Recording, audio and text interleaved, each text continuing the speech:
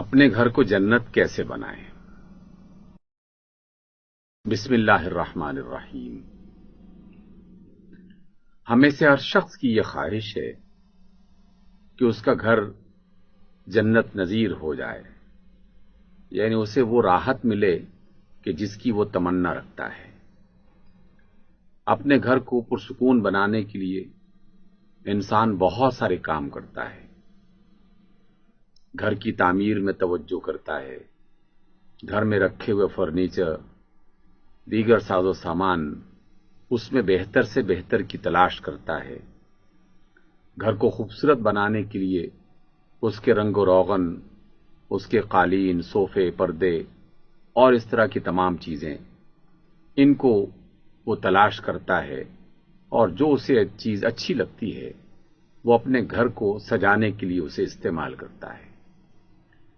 لیکن زندگی بھر کے تجربے یہ بتا رہے ہیں کہ انسان کو سکون اور راحت صرف ان چیزوں سے حاصل نہیں ہوتی۔ ان چیزوں کا سکون اور ان چیزوں کی راحت یقیناً موجود ہے، اس سے انکار نہیں کیا جا سکتا، لیکن اس سے بھی زیادہ جو اہم بات ہے وہ وہاں کے رہنے والے افراد ہیں۔ اگر اس گھر میں رہنے والے افراد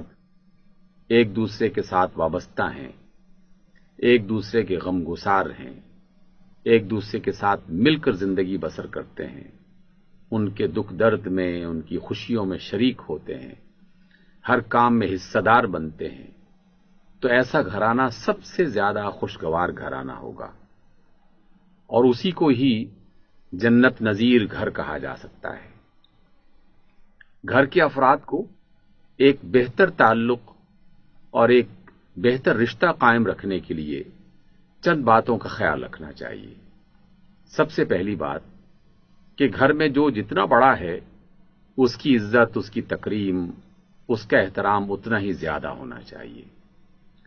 اسلام بھی یہی کہتا ہے، انسانیت بھی یہی کہتی ہے، اور ہزارہا برس کے تجربے انسان کو یہی سکھاتے ہیں کہ جو گھر کا فرد زیادہ بڑا ہے اس کا تجربہ زیادہ ہے، باقی سب اس کی آل اولاد میں شامل ہوتے ہیں۔ اللہ نے تو باقاعدہ اس بات کا حکم دے دیا کہ لوگوں، اللہ کے ساتھ کسی کو شریک نہ بناؤ، اور اس شرک جیسے بڑے گناہ کے بعد جس دوسرے بڑے گناہ کا تذکرہ کیا وہ والدین کے ساتھ بدتمیزی، والدین کی بدلحاظی اور ان کا خیال نہ رکھنا ہے، اور فرمایا کہ اپنے والدین کے ساتھ حسن سلوک کرو۔ تو والدین گھر کے سربراہ بنتے ہیں۔ اس اعتبار سے جس گھر میں والدین کی نعمت موجود ہے ان تمام لوگوں کو یہ غنیمت سمجھنا چاہیے، بلکہ یوں سمجھنا چاہیے کہ رحمت کے فرشتے مسلسل ان کے گھر میں موجود ہیں، اور اللہ تعالی کی طرف سے کرم نوازیاں مسلسل ان پر سایہ فگن ہیں۔ دنیا میں ماں باپ سے زیادہ مخلص رشتہ کوئی اور نہیں ہو سکتا، نہ بیوی، نہ بچے، نہ کوئی اور یہ بھی انسانی تجربے بتا چکے۔ ماں باپ ایک ایسی نعمت اللہ رب العزت نے بنا رکھی ہے کہ جس سے زیادہ مخلص، جس سے زیادہ محبت کرنے والا کوئی اور نہیں ہو سکتا۔ ماں باپ اپنے بچوں کی راحت کے لیے، ان کی خوشی کے لیے اپنا سب کچھ نچھاور کر دیتے ہیں، اور اپنی تنہائیوں میں جتنی دعائیں ماں باپ اپنے بچوں کے لیے کر سکتے ہیں اتنی دعائیں کوئی اور نہیں کرتا ہوگا۔ شاید یہی وجہ ہے کہ اللہ رب العزت نے باقاعدہ اس بات کا حکم دیا اور فرمایا کہ باپ کی رضا میں اللہ کی رضا ہے، اور فرمایا کہ ماں کے قدموں تلے جنت کو رکھ دیا گیا ہے۔ اس وجہ سے جن کو اللہ رب العزت نے ماں باپ جیسی نعمت سے نوازا ہے انہیں غنیمت سمجھنا چاہیے۔ ماں باپ اپنے بچوں سے بہت سی چیزوں کا تقاضا نہیں کرتے، اگرچہ مختلف باتوں کے حوالے سے وہ رہنمائی ضرور کرتے ہیں، انہیں غلط اور صحیح کے بارے میں آگاہ ضرور کرتے ہیں، اور یہ صرف اور صرف اس وجہ سے ہوتی ہے کہ ماں باپ سے زیادہ محبت کرنے والا اور کوئی رشتہ موجود ہی نہیں ہے۔ اس لیے ان تمام بچوں کو یہ سمجھنا چاہیے کہ اگر ان کے ماں باپ انہیں کسی غلط بات سے منع کر رہے ہیں تو ناراض ہونے کے بجائے، اس پر پریشان ہونے کے بجائے انہیں شکر گزار ہونا چاہیے کہ گھر میں کوئی فرد ایسا موجود ہے جو ان کی بھلائی چاہتے ہوئے، ان کی خیرخواہی کرتے ہوئے، ان کا اچھا سوچتے ہوئے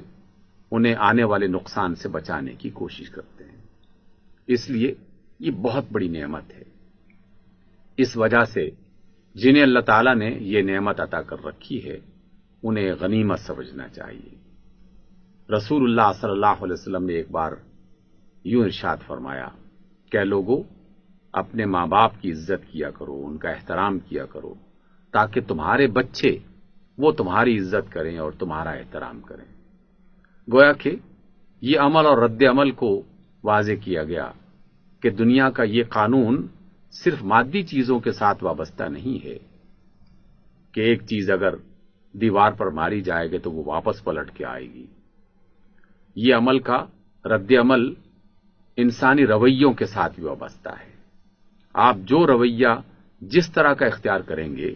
بالکل وہ کبھی نہ کبھی کسی نہ کسی صورت میں لوٹ کے واپس آئے گا۔ اگر آپ اپنے والدین کے ساتھ اچھا سلوک کرتے ہیں تو یقیناً آئندہ آنے والی نسلیں وہ آپ کے ساتھ اچھا سلوک کریں گی۔ اس وجہ سے اللہ رب العزت نے باقاعدہ اس بات کا حکم دیا۔ اپنے والدین کی عزت اور احترام یہ پہلا قدم ہے، پھر ان کی خدمت یہ دوسرا قدم ہے۔ جہاں آپ اپنی ضرورتوں کو پورا کرنے کا اہتمام کریں وہاں اپنے والدین کی ضرورتوں کو پورا کرنے کا اہتمام کریں۔ والدین جب بوڑھے ہو جائیں تو پھر انہیں مادی چیزوں سے زیادہ ایک اور چیز کی طلب ہوتی ہے، اگرچہ بوڑھے ہونے سے پہلے بھی انہیں اس بات کی حاجت رہتی ہے کہ ان کے بچے صرف ان کو کھانے پینے کی سہولتیں مہیا نہ کریں، لباس کی سہولتیں مہیا نہ کریں، بلکہ ان کے پاس بیٹھیں، ان سے بات کریں، ان کے ساتھ اپنی باتیں شیئر کریں، کیونکہ بڑھاپے کی عمر ایک تنہائی کی عمر ہوتی ہے اور اس تنہائی کی عمر کو گزارنا کوئی آسان بات نہیں ہے، کیونکہ کوئی ایسا کام نہیں ہوتا کہ جس کی وجہ سے وہ اپنے آپ کو مصروف رکھ سکیں۔ اگرچہ ان بوڑھے والدین کو بھی کوئی نہ کوئی ایسا کام سوچتے رہنا چاہیے اور کرتے رہنا چاہیے، کیونکہ جب تک وہ حرکت میں رہیں گے ان کی صحت باقی رہے گی اور وہ گھر میں ایک پسندیدہ شخصیت کے طور پر یقیناً دیکھے جائیں گے اور پہچانے جائیں گے۔ یقیناً یہ سب سے بہتر بات ہے، لیکن اگر بیماری کے عالم میں، کمزوری کے عالم میں ماں باپ بستر کے ساتھ لگ گئے ہیں تو پھر تو اور زیادہ ضرورت پیش آتی ہے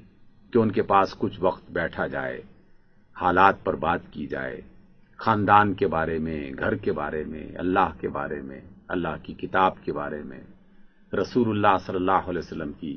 سیرت کے بارے میں، ایسی دعاؤں کو آپس میں پڑھا جائے، سکھایا جائے، سنایا جائے کہ جس کی وجہ سے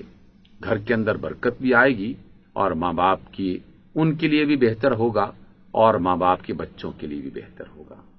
اس لیے جس شخص نے بھی اپنے گھر کو جنت بنانا ہو اسے اپنے گھر میں موجود افراد کے ساتھ ایک اچھے سلوک کو ڈیولپ کرنا چاہیے اور اس کو بہتر بنانے کے لیے ایک اچھی زندگی اور خوشگوار جو رویے ہیں ان کو پروان چڑھانا چاہیے، ان کو پروموٹ کرنا چاہیے، اور اچھے رویے مسکراتے ہوئے ملنے کی صورت میں، ایک دوسرے کے غم اور دکھ میں شریک ہونے کی صورت میں، ایک دوسرے کی عزت اور احترام کرنے کی صورت میں، مختلف قسم کے کاموں میں ایک دوسرے کا ساتھ دینے کی صورت میں، یہ رویے اسی طرح ہی بنتے ہیں۔ اور جب بھی کوئی شخص ان باتوں کا اہتمام کرتا ہے تو یقیناً اس کا گھر ایک اچھا گھر بن جاتا ہے۔ یقین مانیے، گھر در و دیوار کا نام نہیں ہے، گھر فرنیچر اور اثاث اور مختلف چیزوں کا نام نہیں ہے، گھر افراد کے باہمی تعلق کا نام ہے، ان کی قربتوں کا نام ہے، ان کی محبتوں کا نام ہے۔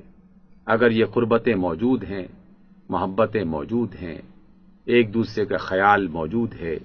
ایک دوسرے کی عزت موجود ہے، ایک دوسرے پر اعتماد موجود ہے، تو پھر جھونپڑیوں میں رہنے والے لوگ بھی زیادہ خوشگوار زندگی بسر کر رہے ہوتے ہیں ان بڑے محلات میں رہنے والے افراد کے مقابلے میں کہ جن میں بعض لوگ ایک دوسرے کے ساتھ رہتے ہوئے بھی ان سے دور ہوتے ہیں، اور ایسے بدقسمت گھرانے بھی ہمارے معاشرے میں موجود ہیں کہ جن میں سگے بھائی مہینوں ایک دوسرے کی شکل نہیں دیکھتے، ماں باپ اپنے بچوں سے بات کرنے کو ترستے ہیں، بہنیں ایک دوسرے کے قریب